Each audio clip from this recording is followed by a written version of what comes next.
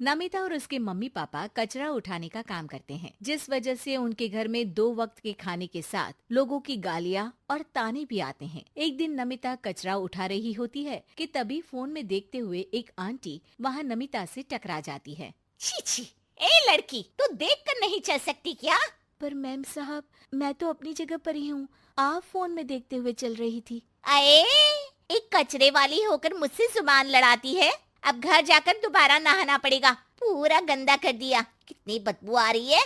ऐसा बोलते हुए आंटी वहाँ से चली जाती है और उनकी बातों से दुखी नमिता आंखों में आंसू लिए काम करती रहती है। इसी तरह दिन बीतते हैं और एक दोपहर नमिता अपनी मस्ती में गाना गुनगुनाते हुए कचरा इकट्ठा कर रही होती है कि तभी जिंदगी एक सफर है सुहाना, यहाँ कल क्या हो किसने जाना, जिंदगी। तभी उसकी टक्कर मोहन से हो जाती है। अरे देखकर काम करो। मुझे माफ कर दीजिए साहब, गलती से टक्कर हो गई, मैंने जानबूझकर कुछ नहीं किया। ऐसा कोई जानबूझकर भला करेगा भी क्यों, कुछ नहीं होता। सोचा नहीं था कि कभी कोई मेरे साथ इतने अच्छे से बात करेगा। अरे जो नहीं करता वो इंसान कहलाने के लायक नहीं, तुम्हें उनके बारे में सोचना तक नहीं चाहिए। मोहन वहाँ से चला जाता है और नमिता उसकी बात को सोचते हुए दोबारा काम पर लग जाती है। इसी तरह समय बीतता रहता है। एक सर्दियों की सुबह कचरा उठाते हुए नमिता ठंड की वजह से पास के घर की सीढ़ियों पर ओत लेकर बैठ जाती है। कुछ ही देर बाद उस घर की मालकिन वहाँ आ जाती है। हाय तौबा, मेरा सारा घर गंदा कर दिया। अरे मैं घर के सामने गंदगी नहीं होने देती और तू पूरी की पूरी गंदगी मेरे घर की सीढ़ियों पर ही आकर बैठ गई। मालकिन, ठंड बहुत है इसलिए कुछ देर बैठ गई, अभी चली जाती हूँ और सफाई भी कर दूंगी। अरे यहाँ बैठकर घर पहले ही गंदा कर चुकी है, अब छूकर अशुद्ध भी करना चाहती है। अपनी माँ के चिल्लाने की आवाज सुनकर मोहन घर से बाहर निकल आता है, जहाँ नमिता को देख वो किसी तरह अपनी माँ को शांत करके घर में वापस भेज देता है। मुझे माफ कर दीजिए मालिक, गलती हो गई। अरे प्लीज मुझे मोहन बुलाओ और अपनी माँ की तरफ से मैं माफी मांगता हूँ।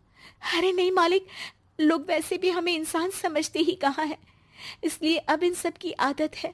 अगर इन सब की बातों को बुरा लगाने लगे तो भूखे ही मर जाएंगे। वैसे तुम्हें ठंड में इन पतले फटे कपड़ों की जगह मोटे और गर्म कपड़े पहनने चाहिए।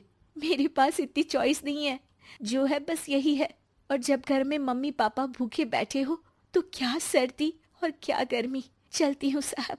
नमिता तो वहाँ से चली जाती है, लेकिन अब मोहन उसके बारे में सोचना ही बंद नहीं कर पाता। कुछ दिनों बाद नमिता दोबारा कचरा उठाने मोहन के घर के पास आती है, जिसे देख वो एक नया गर्म सूट लेकर उसके पास आता है। ये तुम्हारे लिए है। शुक्रिया मालिक, पर ये तो नया है। हाँ, किसी को गिफ्ट में नई चीज ही तो दी जाती है। हमें कोई गिफ्ट नहीं देता। हाँ, नई चीज तो बिल्कुल नहीं, पर आपका बहुत शुक्रिया। चलती हूँ, बहुत काम बाकी है। एक बार फिर नमिता मोहन को अपनी सीधी बातों और साफ दिल से प्रभावित करके चली जाती है। अब मोहन उसकी बातों और सोच में खोया रहने लगता है। जितनी बार नमिता उसके घर के करीब आती है, वो किसी न किसी बहाने उससे मिलता रहता है। ये सिलसिला लंबा चलता है, जिसमें धीरे धीरे दोनों एक दूसरे से प्यार करने लगते हैं। नमिता, क्या तुम मुझसे शादी करोगी? मुझे नहीं लगता कि ये सही है। तुम्हारे घर वाले और समाज के लोग मुझे कभी नहीं अपनाएंगे। मेरी वजह से तुम क्यों अपना जीवन खराब करना चाहते हो?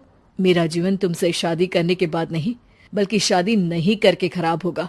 मेरी बात मानो, सब ठीक होगा, भरोसा रखो। मोहन के प्यार और उस पर भरोसे के साथ नमिता शादी के लिए हाँ कह देती है और अगले ही दिन वो दोनों कोर्ट मैरिज कर लेते हैं। इसके बाद मोहन नमिता को लेकर जैसे ही घर पहुंचता है तो वहाँ उसकी मम्मी, जो अपनी सहेलियों के साथ किटी पार्टी कर रही होती है, उन्हें एक साथ देखकर हैरान रह जाती है। हाय राम, कल मुही करम जली, तुझे एक दिन सीढ़ियों पर बैठने के लिए कुछ जरा बहुत बोल क्या दिया। तूने तो बदला लेने के लिए मेरा बेटा ही फंसा लिया। अरे जिस लड़की की हमारे सामने खड़े तक होने की औकात नहीं, मोहन, तू सीधा उससे शादी करके घर के अंदर ही ले आया। हाय हाय बहन, अब तुम समाज में क्या मुंह दिखाओगी? अरे मेरी बात मानो, अब बाहर निकलना ही बंद कर देना। आंटी जी, मेरी माँ का तो पता नहीं, पर आप आज बाहर निकलकर दोबारा इस घर में कदम मत रखना। अरे हम ऐसे कचरे वालों के घर में आकर अपनी इज्जत खराब करने का शौक भी नहीं रखते। अगर यही कचरे वाली आपके घर का कचरा उठाना बंद कर दे तो उस आलीशान मकान में आप 2 दिन भी नहीं रह सकती। पता है क्यों? क्योंकि आप जितनी गंदगी फैलाते हैं ना, उसे ये साफ करती है। इसलिए आपका घर साफ रहता है और आप उस पर घमंड कर पाती है। इस हिसाब से तो आप और हम कचरे वाले हुए। ये नहीं, कुछ भी हो, बीमारी, ठंड या गर्मी, ये हमेशा अपनी फिक्र ना करते हुए आपको सेफ एंड क्लीन रखने के लिए सफाई करने आती है और आप इसे ही गंदा बोलती है। शर्म करो। मोहन की बात सुन के सबको अपने कहे पर शर्म आने लगती है, जिस पर वो नमिता से माफी मांगते हैं और मोहन की मम्मी भी उसे अपना लेती है।